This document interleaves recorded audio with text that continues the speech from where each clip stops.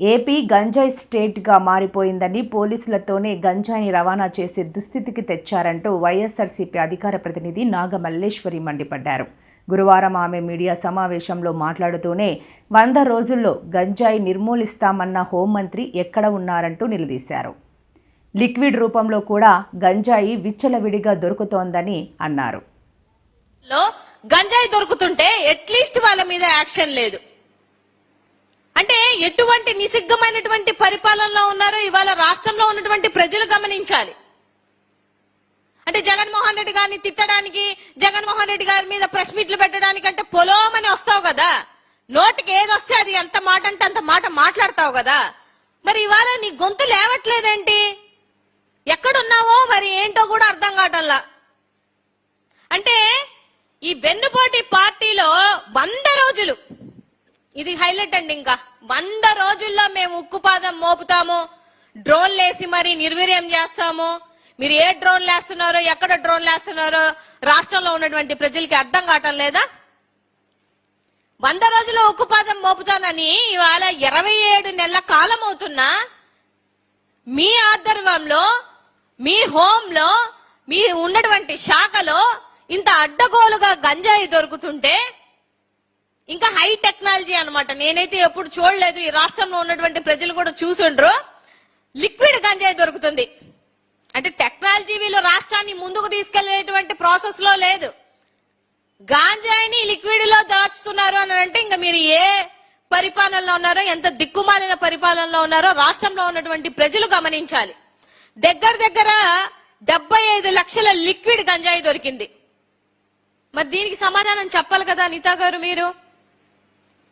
అంతేకాకుండా ఏదైతే వీళ్ళు అధికారంలోకి వచ్చిన తర్వాత ఎంతమంది ఈ గాంజాయి వల్ల నష్టపోయారో, ఎంతమంది ఈ గాంజాయిని అడ్డుపెట్టి లాకప్ డెత్తులు చేశారో, ఎంతమందిని ఈ గాంజాయి అంటే పక్క రాష్ట్రంలో నుంచి ఈ రాష్ట్రంలోకి ఎలా తరలి వస్తుందో, కాలేజెస్ లో గాని, బస్ స్టాండ్లలో గాని, రైల్వే స్టేషన్ లో గాని, స్టూడెంట్స్ దగ్గర గాని ఎంత విచ్చలవిడిగా తిరుగుతుందో అనేది ఈ 27 నెలల కాలంలో కేసులన్నీ బయటకు తీస్తే క్లియర్ గా తెలిసిపోతుంది.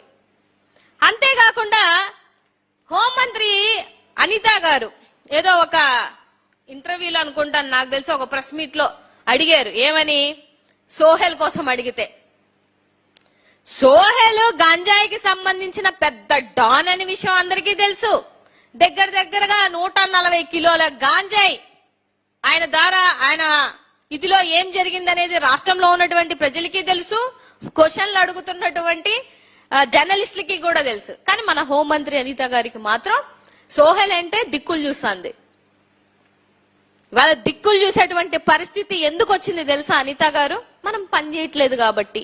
మనం తిన్నగా పనిచేస్తే సోహెల్ ఎవరు, ఏ విధంగా ఎక్కడి నుంచి తప్పించారో తప్పించారో ఈ రాష్ట్రంలో ఉన్నటువంటి ప్రజలకి తెలియదు అనుకుంటున్నారా? మరి నువ్వు ఎట్ట హోంమంత్రి అయ్యావో అక్క నాకైతే నిజంగా అర్థం కావట్లేదు. గాని అనితక్క, అంటే సోహెల్ తెలియక మళ్ళా పక్క వాళ్ళ మీద దిక్కులు చూస్తే నన్ను కవర్ చేయండి అని అంటే వాళ్ళేదో కవర్ చేసి చెప్తే మళ్ళీ చివర్లో సిగ్గు లేకుండా ఆ క్రెడిట్ మాకు ఇవ్వండి అని అడుగుతున్నావు. ఇవ్వాలి, తమరికి ఎటువంటి క్రెడిట్ ఇవ్వాలి అని అంటే గాంజాయిని ఇంత అడ్డగోలుగా తిప్పుతున్నందుకు మీకు క్రెడిట్ ఇవ్వాలి. గాంజాయి కేజీలు రాష్ట్రాలు దాటి వస్తున్నా కూడా అంత దూరం ఎందుకులంటే రాష్ట్రం వరకు వద్దు, మన పాయకరావుపేట నియోజకవర్గంలో గాంజాయి ఎంత విచ్చలవిడిగా తిరుగుతుందో తెలుసా? మీ ఆధ్వర్యంలోనే జరుగుతుంది. అంటే నీ సొంత నియోజకవర్గంలో, ఒక హోంమంత్రి ఉన్నటువంటి నియోజకవర్గంలోనే గాంజాయి అడ్డగోలుగా దొరుకుతుంది అని అంటే ఇంకా రాష్ట్రంలో ఉన్నటువంటి పరిస్థితి ఏంటి అని అనేది రాష్ట్రంలో ఉన్నటువంటి ప్రజలు గ్రహించరా? 200% గ్రహిస్తారు. ఇవాళ సొంత మన ముఖ్యమంత్రి గారు, అదే వెన్నుపోటు పార్టీలో ఉన్నటువంటి ముఖ్యమంత్రి గారి ఇలాకాలోనే గాంజాయి అడ్డగోలుగా తిరుగుతుంటే ఆ పార్టీ అంటే ఆ వెన్నుపోటు పార్టీలో ఉన్నటువంటి నాయకులు వెళ్ళి కంప్లైంట్ ఇచ్చారు కలెక్టర్ గారికి. ఇది మీ దరిద్రమైనటువంటి పరిపాలనకి ఉదాహరణ ఏందయ్యా అంటే ఇదే. మళ్ళీ బయటకు వస్తేనేమో పెద్ద స్టేట్మెంట్లు, ఉక్కు పాదం మోపుతాము, డ్రోన్లు పెడతాము, అలా చేస్తాము, ఇలా చేస్తాము అని చెప్పేసి మాట్లాడుతున్నటువంటి మీ పెద్ద మనుషులందరినీ అడుగుతున్నాను ఇవాళ పోలీస్ డిపార్ట్మెంట్ లో పోలీసులే గాంజాయికి అడ్డంగా ఉండి తీసుకెళ్తుంటే మీ చేతగాని ప్రభుత్వం ఏం చేస్తుంది? ఆ విషయం అడిగితే డిఎస్పీ గారు ఒక స్టోరీ చెప్తున్నారు, ఎస్పీ గారు ఇంకొక స్టోరీ చెప్తున్నారు. అట్లీస్ట్ కూర్చోండి అయ్యా, కూర్చొని ఇదిగో ఇది చెప్దాము, ఈ అబద్ధం చెప్దాము, ఈ అబద్ధాన్ని జనాల్లోకి తీసుకెళ్దాము, లేకపోతే మన పోలీసుల్ని మనం ప్రొటెక్ట్ చేసుకుందాము.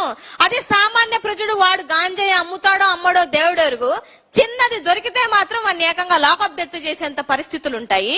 ఇవాళ మీ పోలీస్ డిపార్ట్మెంట్ వాళ్ళు చేస్తే మినిమం వాళ్ళని సస్పెండ్ చేయరా? వాళ్ళు ప్రొటెక్ట్ చేసుకోవడానికి మళ్ళీ దొంగ కథలన్నీ అప్పచెప్తున్నారు అని అంటే ఈ విషయాలన్నీ హోంమంత్రి అనిత గారికి తెలియకుండానే జరుగుతుందా?